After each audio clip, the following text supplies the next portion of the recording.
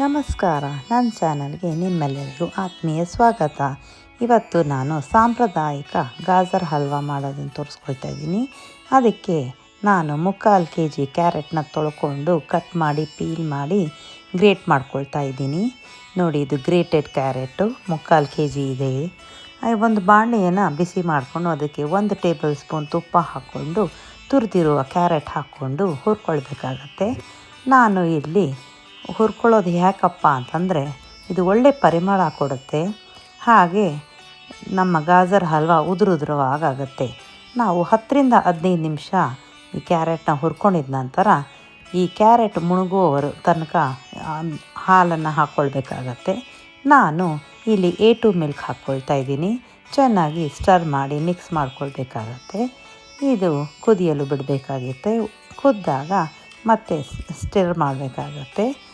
ಇದನ್ನು ಮಧ್ಯ ಮಧ್ಯ ಕುದಿ ಬಂದಾಗೆಲ್ಲ ಈ ಥರ ಮಿಕ್ಸ್ ಮಾಡಿ ಅದನ್ನು ಕಂಬೈನ್ ಮಾಡಬೇಕಾಗತ್ತೆ. ಸೈಡ್ಸಲ್ಲಿ ಕೋವಾ ಫಾರ್ಮೇಷನ್ ಸ್ಟಾರ್ಟ್ ಆಗುತ್ತೆ. ಅದನ್ನು ಸ್ಕ್ರೇಪ್ ಮಾಡಿ ಈ ಮಿಶ್ರಣದ ಜೊತೆಗೆ ಮಿಕ್ಸ್ ಮಾಡಿಕೊಂಡು ಸ್ಟರ್ ಮಾಡಬೇಕಾಗತ್ತೆ. ಈ ಹಾಲು ಕುದೀತಾ ಕುದೀತಾ ಕ್ಯಾರೆಟ್ ಬೇಯುತ್ತೆ ಹಾಲಿನಲ್ಲೇ, ಹಾಗೆ ಹಾಲು ಕಡಿಮೆ ಆಗ್ತಾ ಬರ್ತಾ ಇರುತ್ತೆ. ನೋಡಿ, ಈ ಥರ ಮೇಲುಗಡೆ ಕೆನೆ ಕಟ್ಟುತ್ತೆ, ಅದು ಕೋವಾ. ಅದನ್ನು ಸೈಡಲ್ಲಿ ಸ್ಕ್ರೇಪ್ ಮಾಡ್ತಾ ಮಾಡ್ತಾ ಮಿಕ್ಸ್ ಮಾಡ್ಕೊಳ್ಬೇಕಾಗತ್ತೆ. ಹಾಲು ಅರ್ಧ ಆದ ನಂತರ ಅದಕ್ಕೆ ನಾನು 4ರಿಂದ 5 ಸ್ಟ್ರ್ಯಾಂಡ್ ಕೇಸರಿಯನ್ನು ಸೇರಿಸ್ಕೊಂಡು ಮಿಕ್ಸ್ ಮಾಡ್ಕೊಳ್ತಾ ಇರ್ತೀನಿ. ಇದೇ ಥರ ಕುದಿ ಬಂದಾಗೆಲ್ಲ ಮಿಕ್ಸ್ ಮಾಡ್ತಾ ಮಾಡ್ತಾ ನೋಡಿ ಈ ಹದಕ್ಕೆ ಬಂದಿದೆ. ನಾನು ಯಾವುದೇ ಕೋವಾ ಆಗಲಿ ಮಾವ ಆಗಲಿ ಬಳಸ್ತಾ ಇಲ್ಲ, ಬರೀ ಹಾಲಲ್ಲಿ ಮಾಡ್ತಾಯಿದ್ದೀನಿ. ಈ ಮಿಶ್ರಣ ಇಷ್ಟು ಗಟ್ಟಿ ಆದ ನಂತರ ಅದಕ್ಕೆ ಸಕ್ಕರೆ ಹಾಕ್ಕೊಳ್ತಾ ಇದ್ದೀನಿ. 3/4 ಕಪ್ಪು ಸಕ್ಕರೆ ಹಾಕ್ಕೊಂಡು ಮಿಕ್ಸ್ ಮಾಡ್ತಾ ಇರ್ಬೇಕಾದ್ರೆ ಸಕ್ಕರೆ ಕರಗ್ತಾ ಅದು ಒಂದು ಸ್ವಲ್ಪ ತೆಳುವಾಗುತ್ತೆ. ಮತ್ತು ಆ ಮಿಶ್ರಣನ ಹಲ್ವಾ ಕನ್ಸಿಸ್ಟೆನ್ಸಿ ಬರೋವರೆಗೂ ಈ ಥರ ಮಿಕ್ಸ್ ಮಾಡ್ಕೊಳ್ಬೇಕಾಗತ್ತೆ, ಸೈಡಲ್ಲಿ ಸ್ಕ್ರೇಪ್ ಮಾಡ್ತಾ ಮಾಡ್ತಾ. ಇದು ಹಲ್ವಾ ನ್ಯಾಚುರಲ್ಲಾಗಿ ಮಾಡೋದ್ರಿಂದ ಬರೀ 3 ಇಂಗ್ರೀಡಿಯೆಂಟ್ ಯೂಸ್ ಮಾಡ್ತಾಯಿದ್ದೀನಿ. ಇದೇ ಈ ಟ್ರೆಡಿಷನಲ್ ವೇ. ಕೋವಾ ಮಾವ ಬಳಸಿದೆ.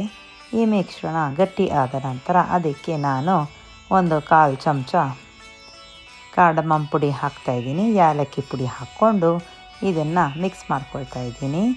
ಮಿಕ್ಸ್ ಮಾಡಿಕೊಂಡು ನೋಡಿ, ಇದು ಪರ್ಫೆಕ್ಟ್ ಕನ್ಸಿಸ್ಟೆನ್ಸಿ ಹಲ್ವಾದು.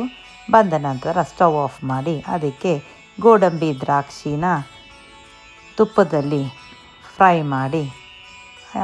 ಫ್ರೈ ಆದ ನಂತರ ನಾನು ಗೋಡಂಬಿ ದ್ರಾಕ್ಷಿನ ಹಲ್ವಕ್ಕೆ ಮಿಕ್ಸ್ ಮಾಡಿ ಚೆನ್ನಾಗಿ ಬೆರೆಸ್ಕೊಳ್ತೀನಿ.